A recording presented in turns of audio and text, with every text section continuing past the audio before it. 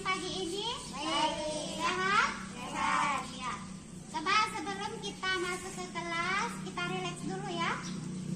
Kita bernafas dengan kesadaran penuh. Sebentar, ketika Haris menarik nafas, apa yang kamu rasakan? Kita mulai ya. Tarik nafas. Ayo, Aurel.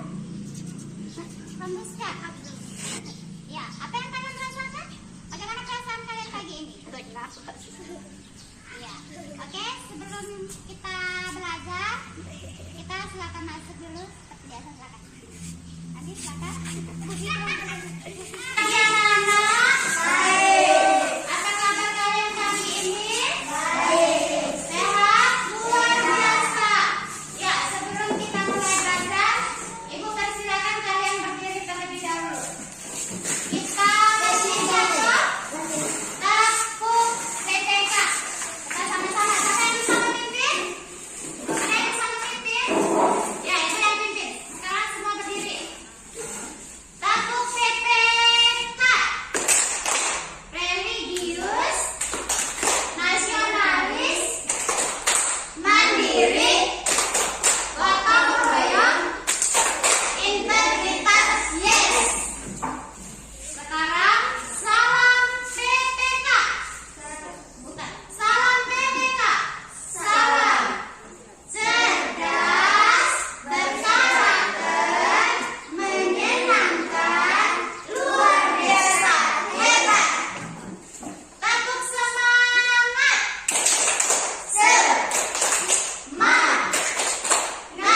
Semangat. Yes. Iya.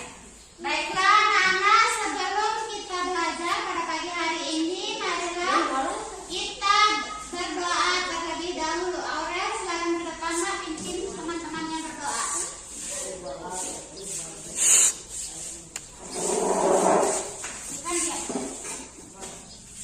Teman-teman, sebelum belajar, mari kita berdoa menurut keyakinan masing-masing. Berdoa dimulai.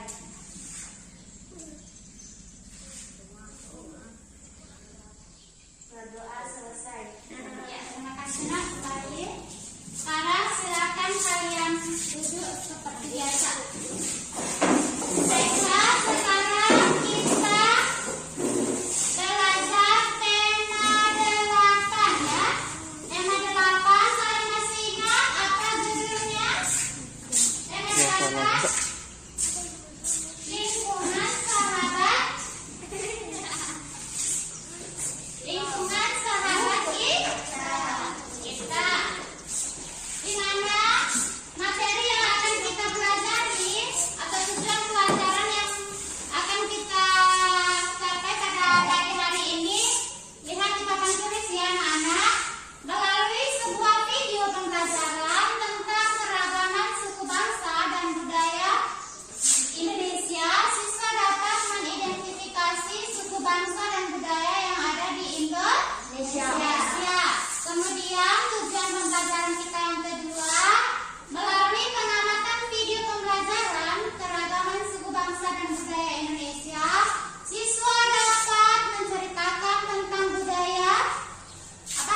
tentang suku bangsa dan budaya yang ada di lingkungan sekitar. Kemudian melalui kegiatan bermain peran, siswa mampu menunjukkan sikap toleransi yang dapat dilakukan dalam keberagaman suku bangsa dan budaya yang ada di Indonesia.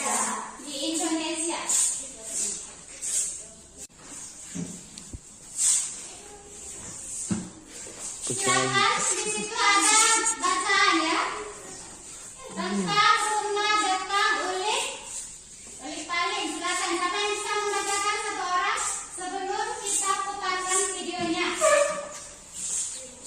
Ya, silakan yang masih ingat membaca. Aurel, silakan.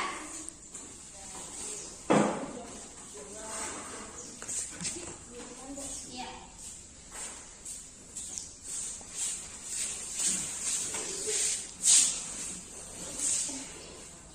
Ya, buka maskernya dulu, Nak.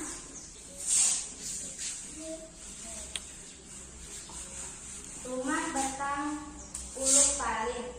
Rumah betang atau rumah panjang uluk paling terletak di Kapuas Hulu, Kalimantan Barat. betang ini berukuran panjang 268 meter, tinggi 5 sampai 6 meter, dan memiliki 53 bilik rumah. Menurut data pada tahun 2007, rumah betang Ulu Kali ini dihuni lebih dari 200 jiwa yang terdiri atas sekitar 130 kepala keluarga. Tidak diketahui persis pada tahun berapa rumah betang ini pertama kali dibangun. Namun, diperkirakan rumah ini pertama kali didirikan oleh komunitas Tamangbalok Apalin pada tahun 1800-an. Kemudian, rumah betang ini pernah diperbaiki pada 1940-an karena kebakaran. Rumah betang ini juga telah 3 kali berpindah lokasi karena menyesuaikan dengan perubahan alur sungai Uluk dan sungai Nyabua akibat erosi. Ya, jadi itulah materi yang ada pada buku.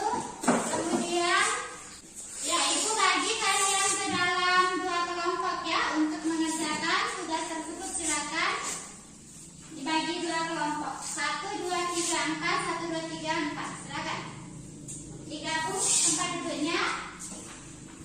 Ada bisa gitu ya.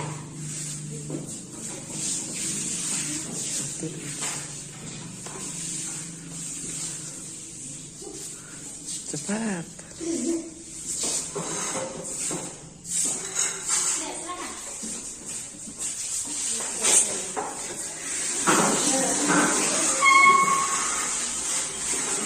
Ya, silakan yang mau HP-nya untuk memperhatikan keragaman budaya dan suku bangsa yang ada di Indonesia.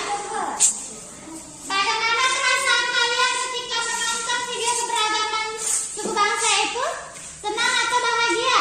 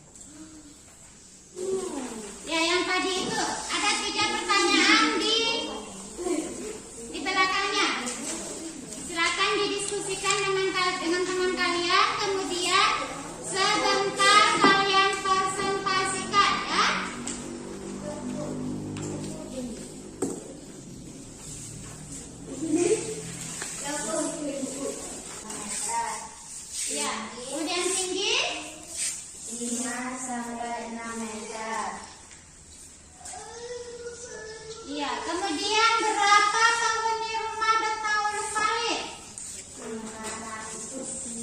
500 apa? Jiwa.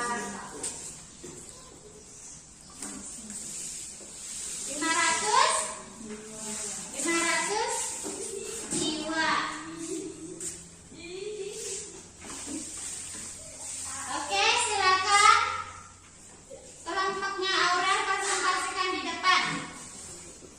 Jawabannya bawa bukunya, apa yang ibu tanya jawab di depan. Silakan. Silakan Aurel. Di mana? Iya. Kemudian rumah adat suku bangsa manakah rumah Betang Palit Ulut itu? Rumah adat Betang Palit Ulut. Rumah adat suku apa? Suku Dayak. Berapa ukuran rumah Betang Ulut Palit? Iya, 268 meter dan tinggi 5 sampai 6 meter. Kemudian berapa penghuni rumah Betang Uluk Palit? 500 jiwa.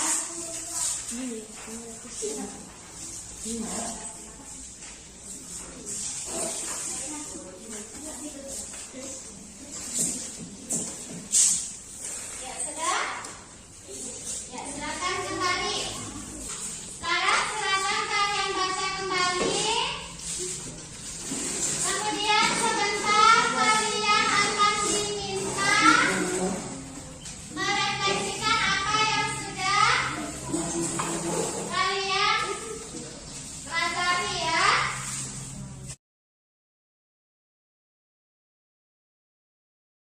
Perasaan saya sebagai CGP pada saat merencanakan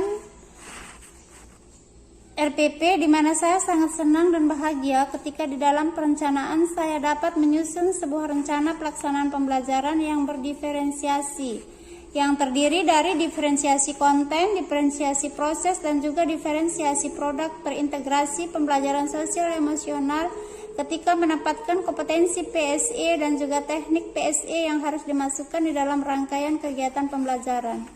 Perasaan CGP saat melaksanakan aksi adalah saya sangat senang dan bahagia, di mana siswa saya sangat antusias di dalam belajar walaupun situasi pandemi, dengan belajar menggunakan buku siswa dan menonton materi keberagaman suku bangsa dan budaya yang ada di Indonesia lewat video pembelajaran yang diambil dari YouTube. Pembelajaran yang ia dapatkan dari aksi, di mana siswa dapat memahami pentingnya pembelajaran sosial emosional yang sangat bermanfaat untuk diri guru dan juga peserta didik. Tentang pengalaman apa yang dialami siswa, apa yang dipelajari siswa, dan bagaimana guru mengajar ketika proses pembelajaran. Serta perencanaan untuk memperbaiki pembelajaran adalah saya ingin sekali berusaha untuk memperbaiki proses pembelajaran saya dengan lebih dapat membuat inovasi pembelajaran yang lebih baik, seperti menampilkan contoh-contoh video konten pembelajaran sesuai dengan materi yang akan diajarkan kepada peserta didik.